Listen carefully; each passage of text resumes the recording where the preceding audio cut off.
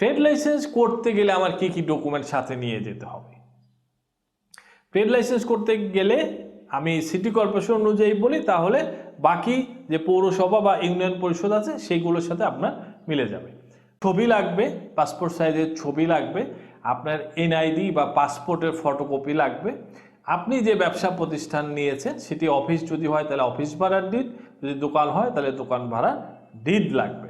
এছাড়া আপনি গিয়ে সাধারণত সিটি কর্পোরেশনের প্রেসক্রাইব ফর্ম আছে, ইউনিয়ন পরিষদগুলোতে আমরা অনেক জায়গায় দেখি প্রেসক্রাইব ফর্ম আছে, ইউনিয়ন পরিষদেও দেখি যে আমরা অনেক জায়গায় প্রেসক্রাইব ফর্ম আছে। তো সেই প্রেসক্রাইব ফর্মে আপনার নাম, পিতার নাম, মাতার নাম, যেগুলো আমরা এতক্ষণ ধরে আলোচনা করলাম সেগুলো ঠিকঠাক এনআইডি মতো লিখে তারপরে আপনি আবেদন করলে ট্রেড লাইসেন্স আপনাকে দিয়ে দিবে। এই ডকুমেন্টগুলোই ট্রেড লাইসেন্স করার জন্য সাধারণত লাগে।